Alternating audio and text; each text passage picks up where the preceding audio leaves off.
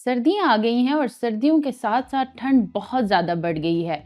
और आप सब लोग जानते हैं कि पाकिस्तान में जो ही ठंड बढ़ जाती है तो बीमारियां और मौसमी बीमारियां बहुत ज़्यादा आम हो जाती हैं। और पाकिस्तान में स्मोक जैसी कंडीशन आजकल बहुत ज़्यादा हो रही है।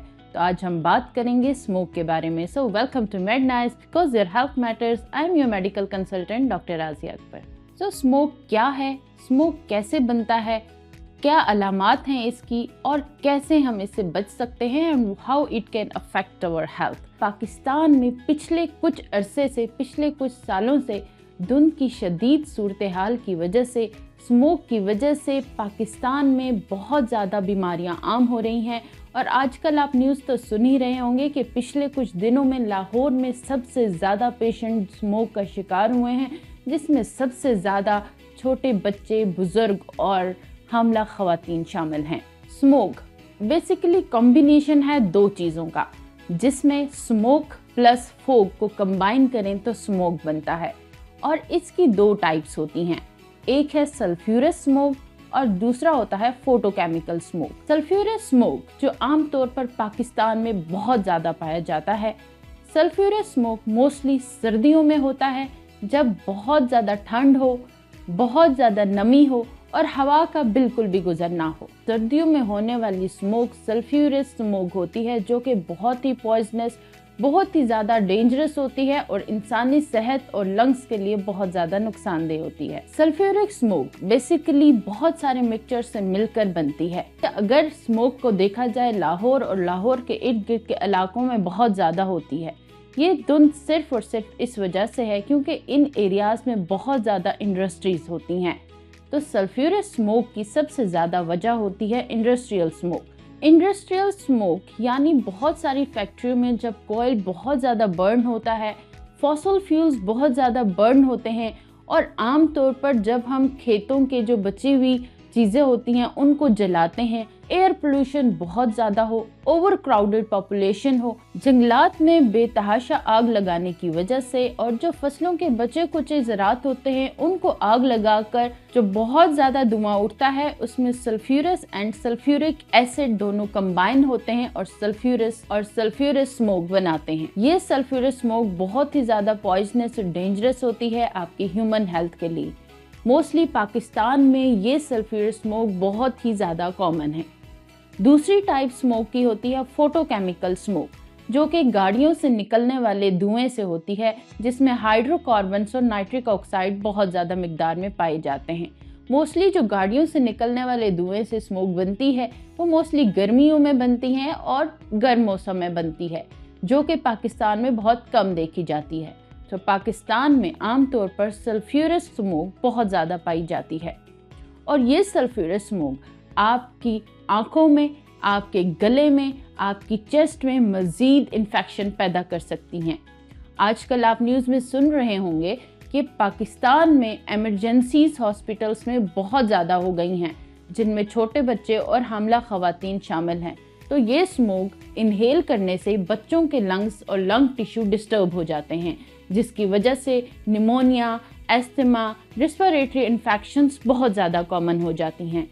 बड़ों में ये एस्थमा और सीओपीडी, इसके अलावा थ्रोट इरिटेशन, आई इरिटेशन और बहुत ज़्यादा प्रॉब्लम कर देते हैं। How can this sulphurous smoke affect the pregnant ladies? Mostly ज़्यादा आज देखा जाता है कि प्रेगनेंसी और प्रेग्नेंट लेडीज़ को सर्दियों में बहुत ज़्यादा प्रॉब्लम्स होती है, जहाँ पर आम लोगों को थ्रोट इरिटेशन और रेस्पिरेटरी और चेस्ट इन्फेक्शंस हो रहे हैं, वहीं इन हामला खवातीन को भी ये इन्फेक्शंस थोड़ा ज़्यादा और मज़ीद स्वेयर हो जाते हैं।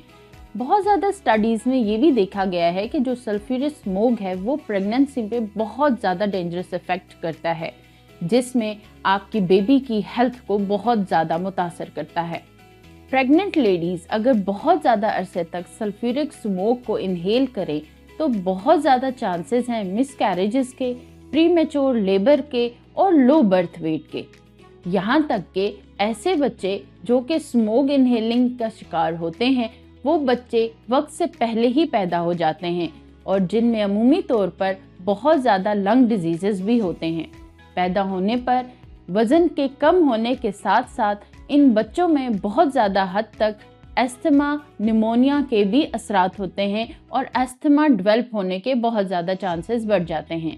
सल्फ्यूरिक स्मोक यानी जब भी बहुत ज़्यादा धुंध बन जाती है, सर्दी बढ़ जाती है, तो इस धुंध की वजह से रिड्यूस विजिबिलिटी हो जाती है, आंखों में देखना कम हो जाता है, आपकी नज़र कमज़ोर हो जाती है और यही वजह बनती है कि बहुत ज़्यादा एक्सीडेंट्स होते हैं। इसके अलावा सल्फ्यूरिक स्मोक हमारी ओजोन लेयर भी बहुत ज़्यादा डैमेज कर देते हैं, जो कि हमारे प्लांट्स, हमारी फसलों और हमारे जानवरों के लिए भी बहुत ज़्यादा गैर मुतासिर होते हैं। How we can prevent from the sulphuric smoke.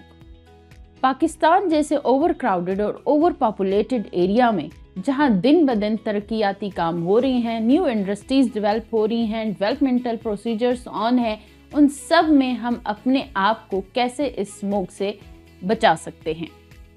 सबसे पहली प्रिवेंशन ये है कि घरों से जब भी स्मोक बहुत ज़्यादा हो, सर्दियों के दिनों में घरों से गैर ज़रूरी निकलना बंद कर दें। इसके अलावा आप मास्क का इस्तेमाल लाजमी करें ताकि आपको ये स्मोक आपके लंग्स तक, आपके फेफड़ों तक, आपके थ्रोट तक ना पहुंच सकें। आप जब भी बाहर से आए ठंड के मौसम में तो ज़रूर अपने फेस को ठंडे पानी से वॉश करें और रात को सोने से पहले ज़रूर नीम गर्म पानी से गरारे कर लें ताकि आपकी थ्रोट में जो भी इन्फेक्शन स्मोक के ज़रिए से जो भी जर्म्स और केमिकल्स गए हैं वो आपके लंग्स तक ना पहुंच सकें और आप बहुत सारी बीमारियां जैसे निमोनिया, एस्थमा से बच सकें। इसके अलावा अपने लंग्स को और अपने थ्रोट को, आइज़ इन्फेक्शन को, इवन कि अपनी हेल्थ को बेटर करने के लिए ज़रूर पानी का इस्तेमाल बहुत ज़्यादा करें। सर्दियों में अक्सर हम पानी पीना भूल जाते हैं, तो पानी का इस्तेमाल ज़्यादा से ज़्यादा करें। अगर आपको इन सर्दियों में बहुत ज़्यादा थ्रोट इन्फेक्शंस हैं, सांस में मसला हो रहा है और वो बुजुर्ग जिनको ऑलरेडी दमे का मसला है, उनकी सांस बिगड़ रही है, आप सोते हुए नाक के ज़रिए से सांस लेते हैं या बहुत ज़्यादा आई इरिटेशन हो रही है, तो फौरी तौर पर अपने डॉक्टर से रिव्यू कीजिए। इसके अलावा प्रेग्नेंट लेडीज़ के लिए जो ही उनको थ्रोट इन्फेक्शंस हो, so go and consult your gynaecologist on the early basis. Please उन हीटर्स से अवॉइड कीजिए जो कि आपको बहुत ज़्यादा पॉइजनस गैसेस फराहम करते हैं। खुद को नेचुरली स्वेटर्स वगैरह से वार्म रखिए।